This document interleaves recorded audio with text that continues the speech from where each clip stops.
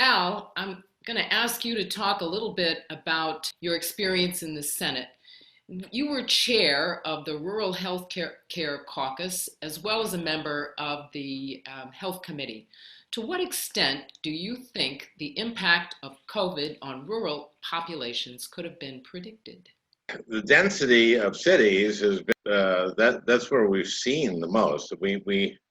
There are pockets in rural America, particularly, and Mary mentioned the Navajo in the Southwest, and we have 11 tribes in Minnesota, and I check in with the tribes, and they're doing fairly well relative to elsewhere in the country. But yeah, the Navajo it's just hit them so hard. So there are pockets, meat packing plants, etc. Um, what what we know is that they don't have the equipment in many of the rural areas, so that and just rural health writ large don't have the specialists. You three are doctors, Mary and Prentice, and you. I'm not a doctor, but I played one in a sketch. And so in rural America, you have many fewer specialists, so they don't have access to that. I want to say one thing about Medicaid expansion. Medicaid expansion is so popular in rural Minnesota and rural America. The last 4 states to adopt Medicaid expansion by referendum are Idaho, Nebraska, Utah, and Oklahoma.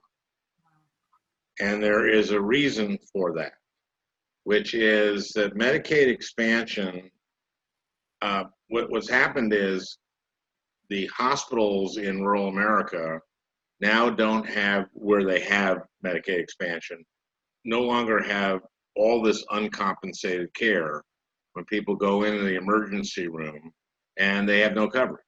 So the hospital has to eat it. And now that all of these people are on Medicaid, that the hospital gets paid. So because of that, they've had a lot more money to expand their scope of practice, to hire more doctors, more nurses, more technicians, get better machinery. They've done, the food is better at the hospitals. I did a lot of roundtables when the Republican plan was out, and people were freaked out because they were going to cut Medicaid expansion.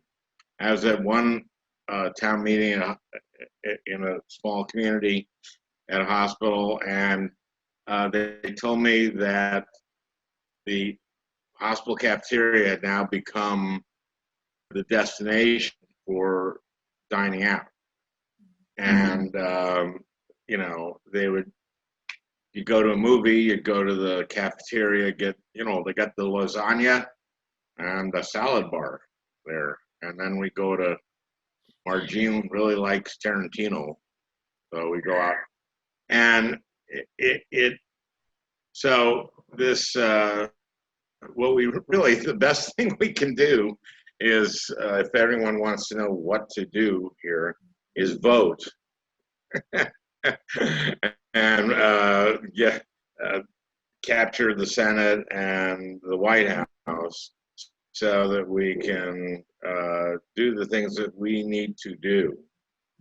But in rural America, it would be nice, for example, to really do a lot of loan forgiveness for doctors who serve in rural areas. Also, a big aspect of this is to promote the idea of people from rural America going to medical school, create a path for them, because a lot of people like to live where they grew up and then be near their family.